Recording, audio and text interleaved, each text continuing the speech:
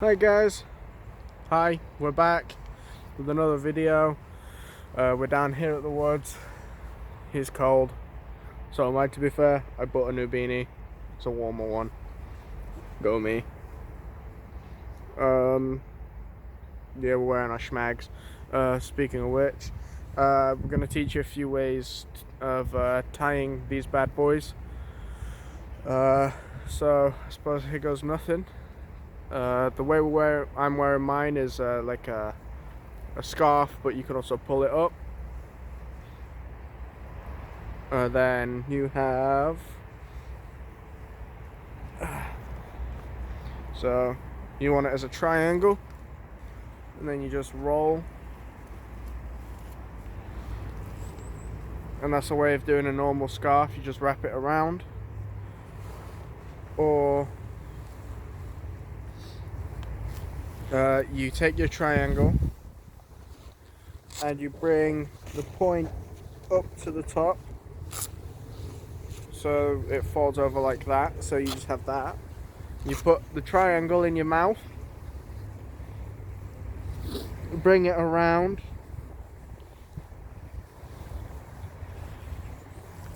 pull that bit down, pull it tight, pull it round and tuck it in, and then it's a scarf and a mask, and you can just pull it down and pull it up. Joe's going to show you another way. So you get it, triangle, stick it over your head. Is that the dead center? Doesn't matter. There's a branch in my head. Awesome. Make sure it's even on either side. Ah, yes. Put it in like that. The pirate. Bring it over. Bring it across.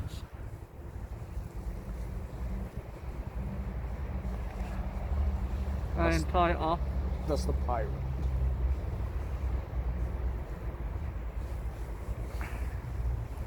With a double knot. Oh wait, no, sorry, that's the Taliban. And then you just kind of, you're neating it up like this. And then you can tuck the back in. Tuck it over if you want. It keeps you nice and warm. In the summer it can keep the heat off of you, the sun off of you, and it can also camouflage your face. Because if you look, I've only got this little bit here exposed. So this is how the SAS did theirs in Afghan. So behind your head again, but only a little bit. So my main triangle's over here. I've only got a little bit on my head. Push it down here. You take this part, the shorter part, you fold it so it looks like that. Then you take the other end and pull it to your head tight. I think this is the right way. Pull it around.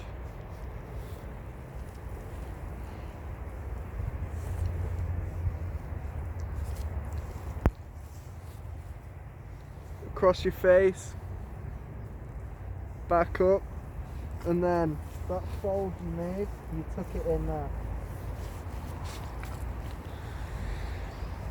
This one was designed to keep sand and dust out of your eyes. It doesn't really give you a lot of camouflage, but it's to keep dust out your face. There's another one very similar to the ones that we've just shown you. We kind of have it like this. Oh, the ninja. It's not really called the ninja, but it kind of is. This is the one I'm doing, the ninja.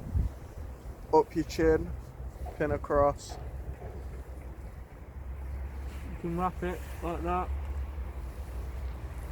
And then you tie it here. Wrap across your face, and then this one can come up across your face as well. And you can tie it at the back.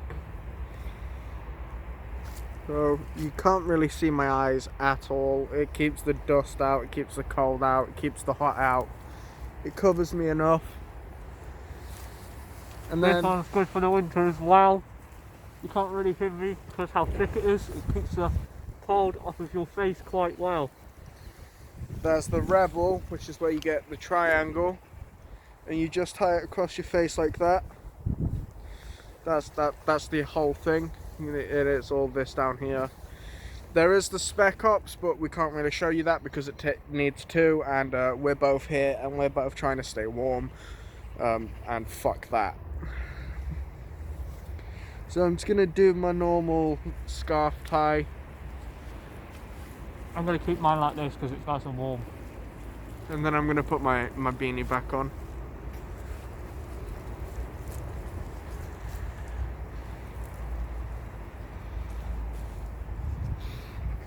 We basically look like really shit, cheap mercenaries right now. Do we give a fuck? No. Not really. But yeah, so that's basically shemagh tie-in. There's 100 uses for them. We could go through some of the uses now, if you wanted. So they can be used as a makeshift tourniquet because you can just tie it, cut off the blood flow.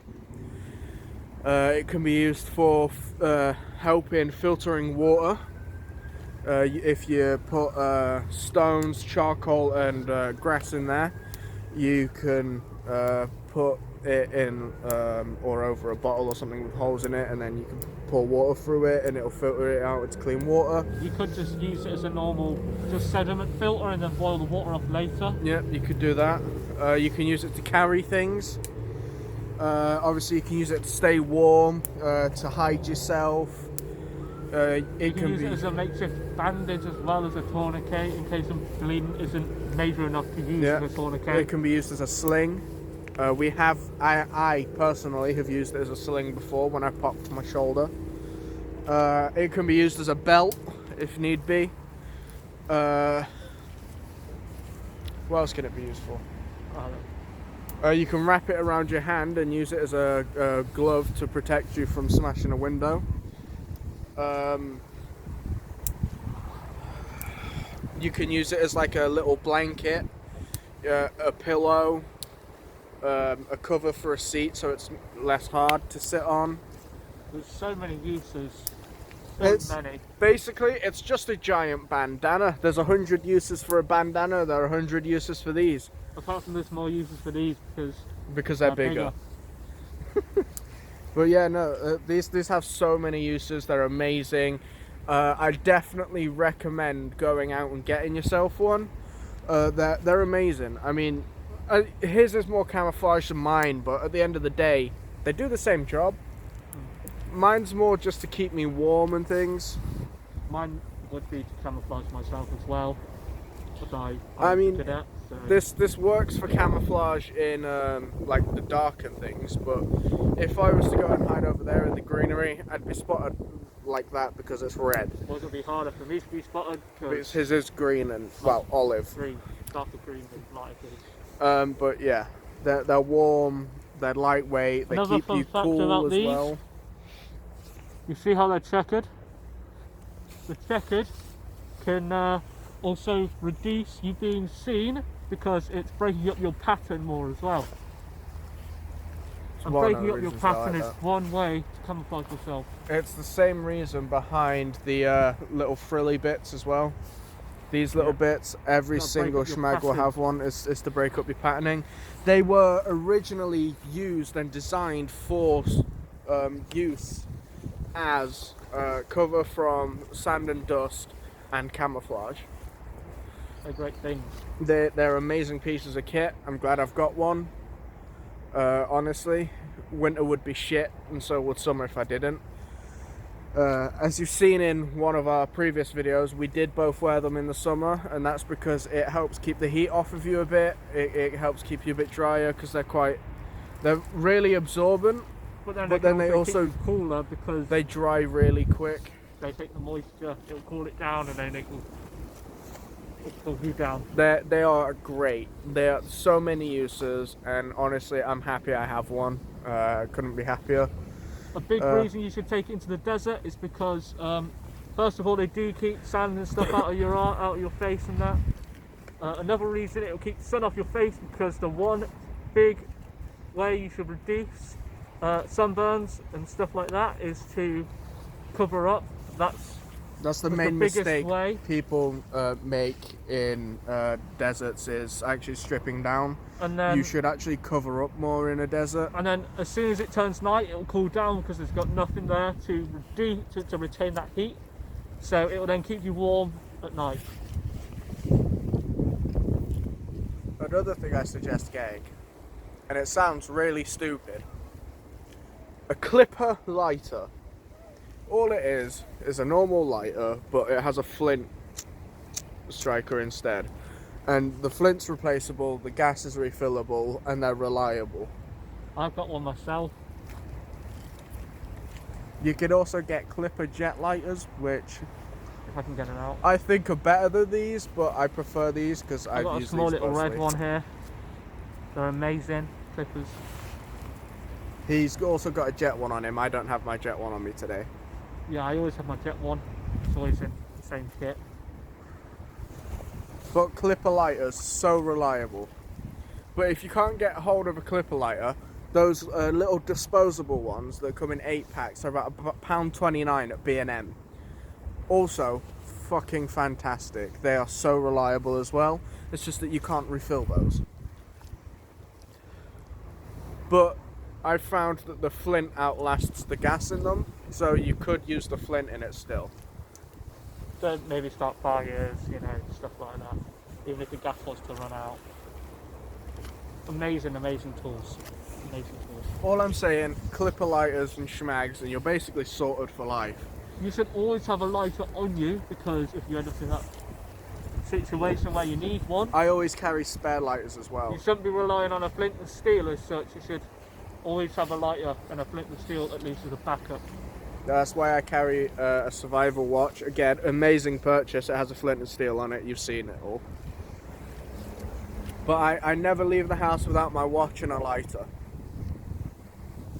I mean, I also smoke. That's why I don't leave without a lighter. But that's not the point. I always carry a spare. That the new ones? That's it, one in the bag. The one we bought for Christmas? Sorry, it's just a torch that we got for Christmas. They're actually really good. But yeah. I usually carry the survival tin on me. You've seen it in one of the videos. Yeah. Alex has one. I've got one. I gave him the other one.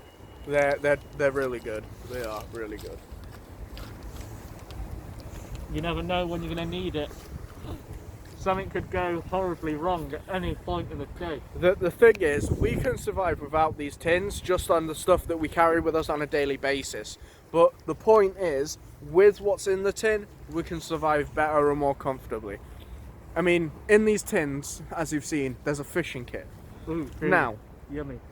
I can make a fishing kit out of the stuff I have, but I'd rather rely on the tins fishing kit, because the tins fishing kit can carry a fish of up to 10 pounds in weight. A fish in 10 pounds of weight can feed 2 people for one night. And if you do it right, it can feed you for 2 days. One person, 2 days. One 10-pound fish. And that's quite a lot when you think about it. There's a lot of meat on a 10-pound fish. I mean, fair enough, you have to spit out the bones, but I'd rather have to spit out bones than not fucking eat. But yeah, so that's that for this video. Part 6 of the build will be coming soon. Remember guys, if you can't survive, learn. And all of the things that you've seen in these videos that we've shown you, they can all be found on Amazon.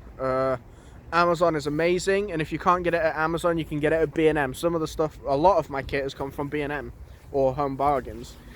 I pretty much do survival on a budget, but I buy that much stuff that I end up with no money. Yeah, I have a problem, guys. I need to start saving better. He's addicted to surviving. Yeah, it's bad. But pretty soon I will have all the survival kit I need, so I won't be buying as much, and I'll be able to save better, so I can, you know, do what I want with my money, travel and things like that. But yeah, remember guys, if you can't survive, learn. Take care.